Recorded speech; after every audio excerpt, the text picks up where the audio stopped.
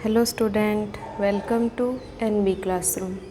हम पढ़ रहे हैं पाठ 6 जैव प्रक्रम, जिसके प्रक्रमों में हमने फर्स्ट पोर्शन को पढ़ा था।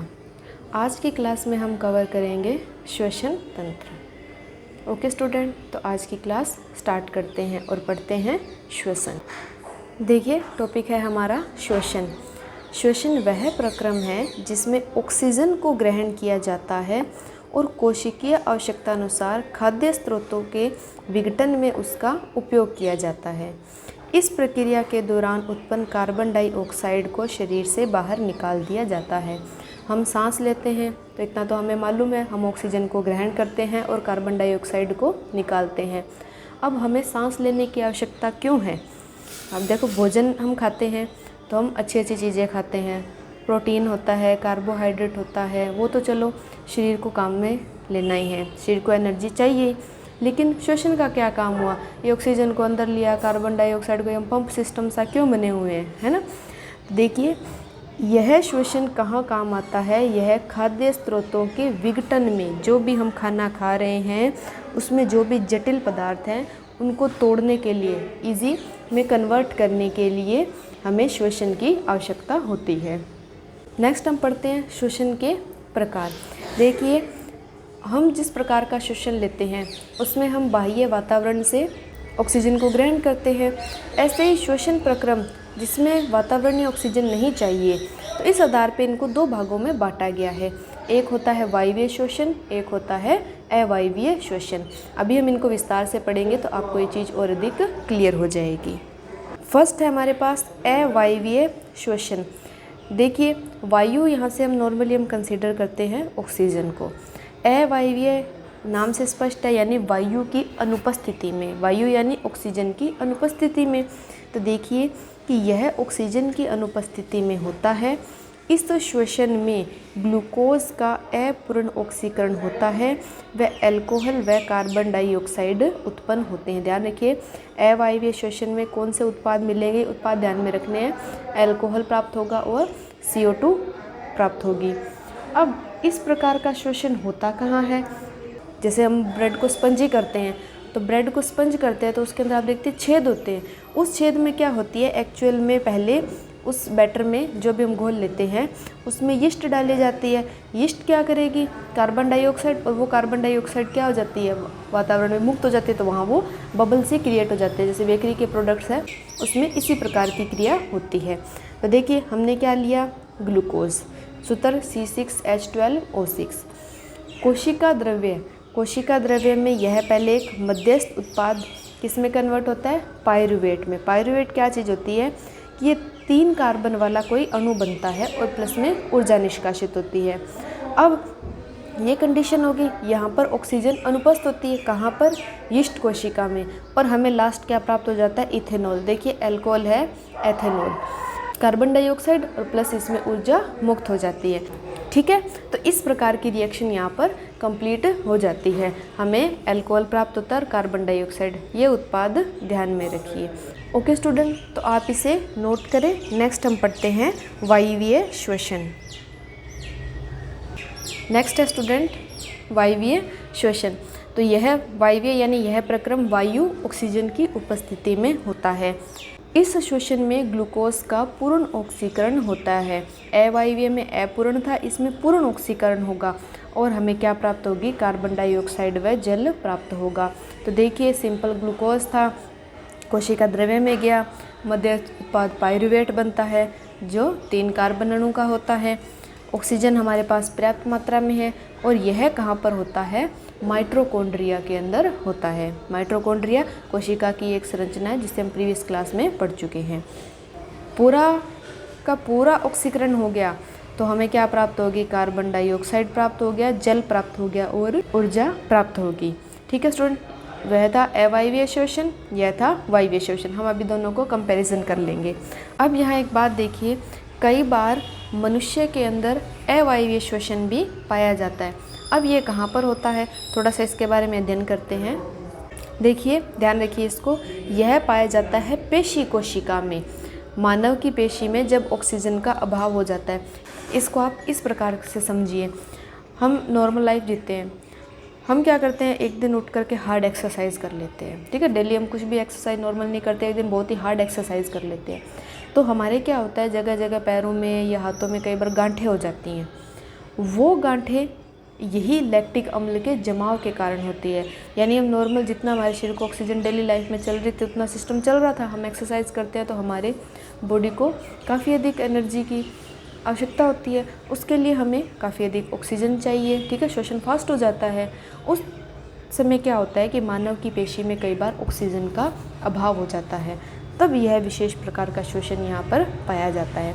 तो इसमें क्या होता है, ग्लूकोज होता है, कोशिका द्रव्य में पायरुवेट तो बन गया, वहाँ क्या हुआ, मानव की पेशी में ऑक्सीजन का अभाव हो गया, जिससे लैक्टिक अम्ल का जमाव हो गया और प्लस में ऊर्जा वहाँ से निष्कासित हो गई। तो इस प्रकार के श्वसन को ध्यान रखिए, ठीक है स्टूडेंट। समझ में आया? थोड़ा सा हम इसको एक बार रिवाइज कर लेते हैं। कई बार हमें कंपैरिजन दे दे तो हम किस प्रकार करेंगे कि वायवीय श्वसन और अवायवीय श्वसन में क्या डिफरेंस होता है। तो मैं 2-3 अंतर बता देती हूँ। फर्स्ट तो यही हो गया, अवायवीय ऑक्सीजन की अनुपस्थिति में, वायवीय उपस्थिति में। अवायवीय में ग्लूकोज का अपूर्ण ऑक्सीकरण होता है, वायवीय श्वसन में ग्लूकोज का पूर्ण ऑक्सीकरण होता है। इसमें क्या प्राप्त होता है, अल्कोहल और CO2, इसमें CO2 और जल। यह पाया जाता है यीस्ट कोशिका में और यह होगा माइटोकॉन्ड्रिया में। तो ये कुछ मेन अंतर थे जो एग्जाम में पूछ ले तो हम उसके हिसाब से भी इसको कवर कर लेते हैं, ठीक है। ये तो सिंपल था श्वसन।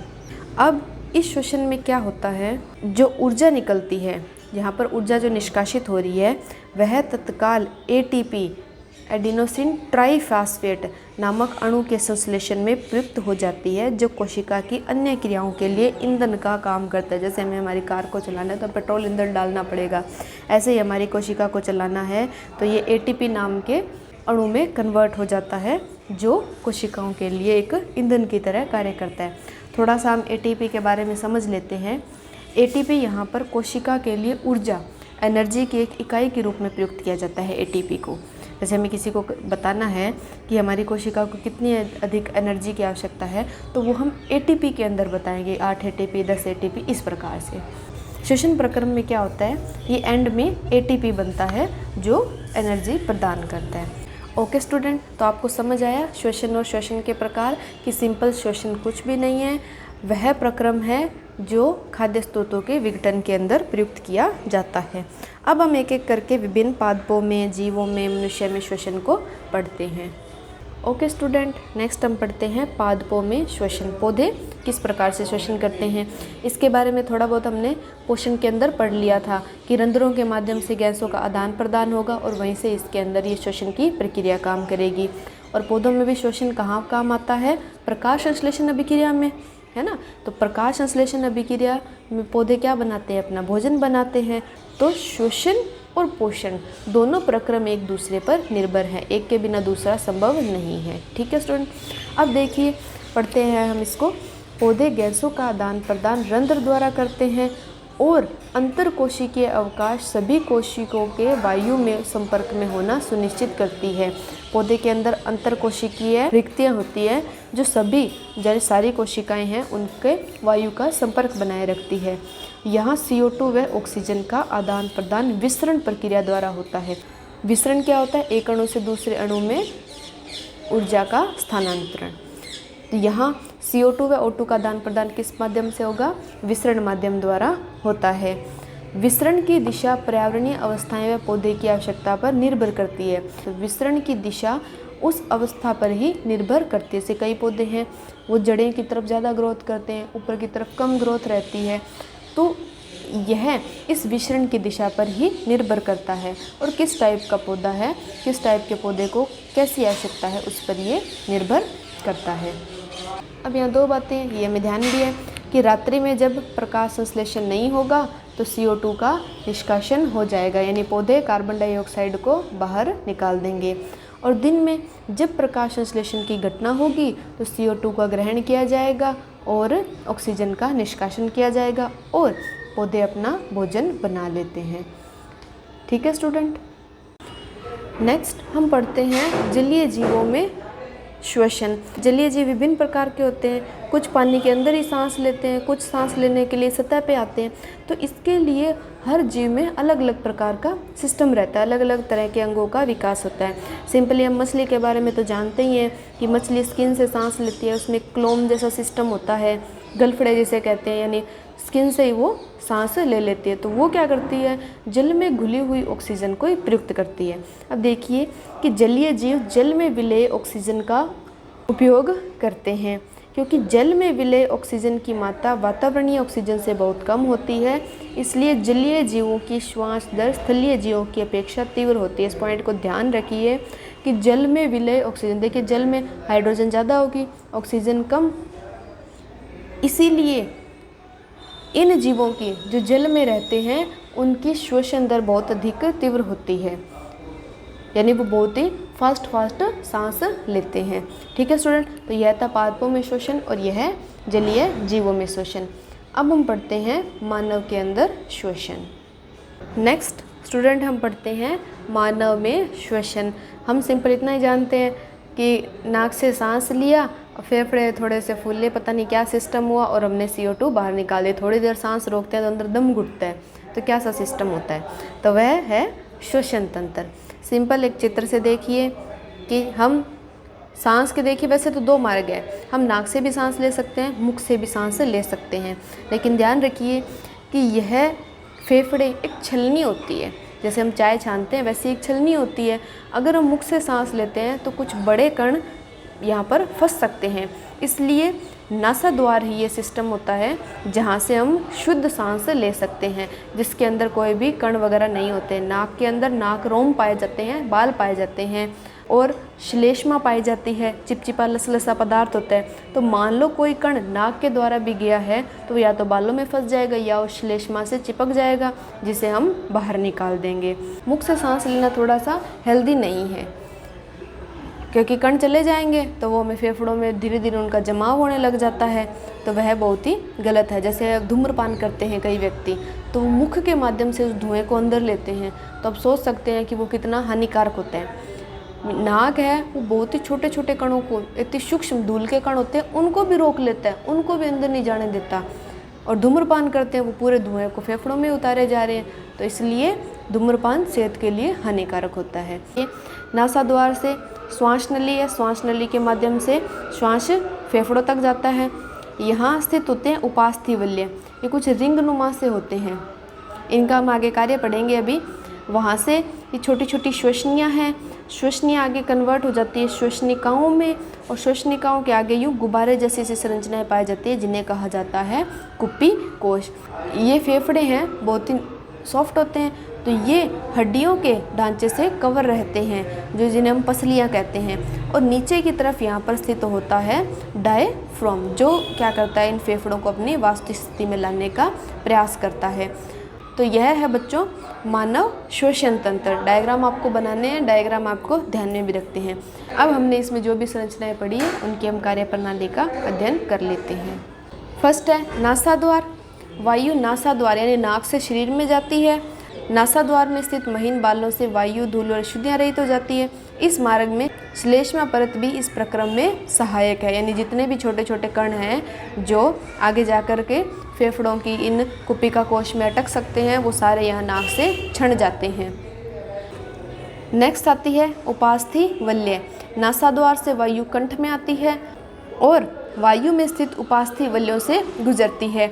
उपास्थि वल्य वायु के निपतन से बचाता है, यहाँ से वायु फुफ्फुस में धकेली जाती है। यह उपास्थि वल्य हैं, ये यहाँ से वायु को आगे फुफ्फुस में धकेलते हैं। यानी निपतन कोलैप्स क्या हुआ कि मान लो सांस हमने अंदर लिया, वो वापस नहीं आ जाए, वो आगे फेफड़ों तक पहुँच जाए। अब हवा तो हल्की होती है, अब नाक से सांस हमने अंदर लिया तो यहाँ कोई ऐसा अगर डायरेक्ट सिस्टम सीधा जाने वाला तो वापस ऊपर उठ जाएगी, ऐसा सिस्टम नहीं होता। ये उपास्थि वल्य इस वायु को आगे फुफ्फुस में धकेल देते हैं। फुफ्फुस यह छोटी छोटी नलिकाओं जिन्हें कुप्पिका कहते हैं से अंतर्गत गुब्बारे जैसी रचना है। इसके अंदर श्वसनी, श्वसनिकाएँ, कुप्पिका कोश ऐसे असंख्य संरचनाएं इसके अंदर विद्यमान रहती है, और जो सारी मिलकर के किसका निर्माण करती है, फुफ्फुस का निर्माण करती है। ठीक है। नेक्स्ट आती है कुप्पिकाएँ।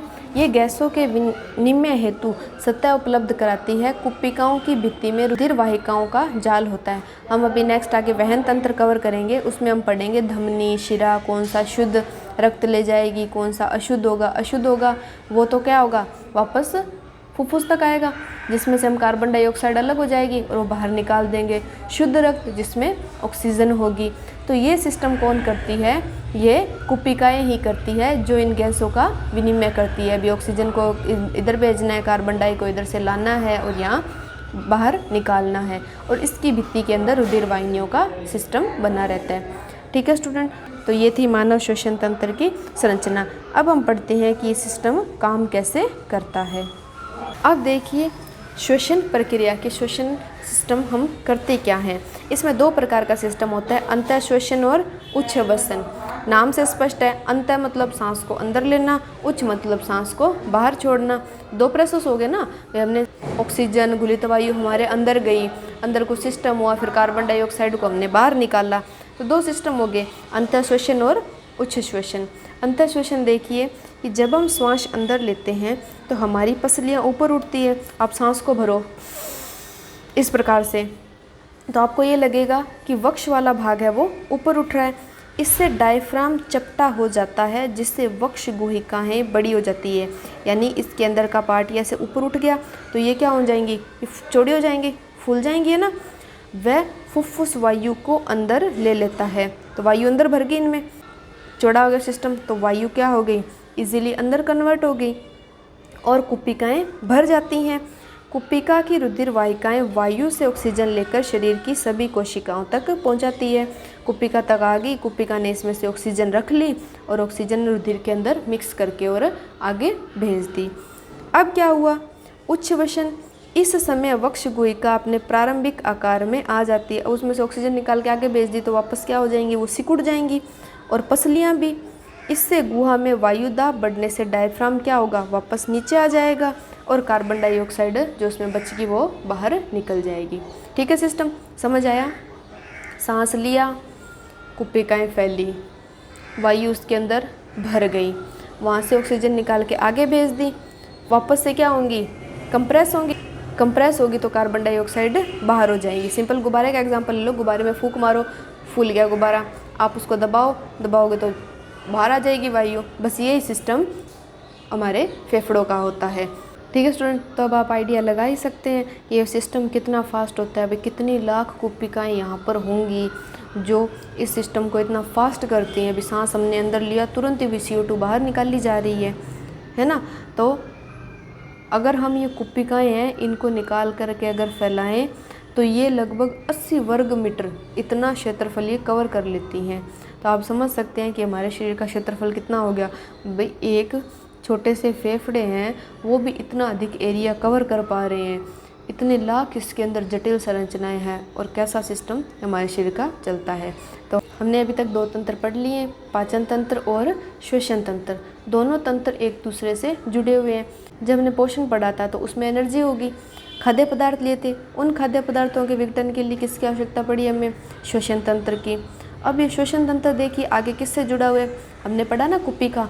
कुप्पिकाओं में रुधिर वाहिनियाँ होती है जो रक्त में ऑक्सीजन को मिक्स करके आगे अलग बॉडी पार्ट कोशिकाओं तक लेके जाती है। तो अब हम इससे आगे आप आइडिया लगा सकते हैं कौन सा तंत्र पढ़ेंगे, हृदय वहन तंत्र। ठीक है स्टूडेंट, तो नेक्स्ट क्लास में हम कवर करेंगे मानव हृदय की संरचना और वहन तंत्र की, किस प्रकार से हमारा हृदय काम करता है। अब हम सिस्टम पढ़ ही रहे हैं तो साथ ही हमने जाना कि इन तंत्रों को चलाने के लिए किन चीज़ों की आवश्यकता है। जैसे भोजन पदार्थ है तो हमें कार्बोहाइड्रेट, वसा, प्रोटीन ये सब चाहिए, जल चाहिए, तो आप अधिक मात्रा में उनका सेवन करें। ऐसे ही हमारा श्वसन तंत्र है, श्वसन तंत्र में हमें शुद्ध ऑक्सीजन चाहिए, उसके लिए अधिकाधिक संख्या में हमें पेड़ लगाने चाहिए। धूम्रपान, मादक पदार्थों का सेवन नहीं करना चाहिए। ठीक है स्टूडेंट, तो ये था आज की क्लास में हमारा मानव श्वसन तंत्र। नेक्स्ट हम पढ़ेंगे वहन तंत्र। तो मिलते हैं हम नेक्स्ट क्लास में। Thank you for watching.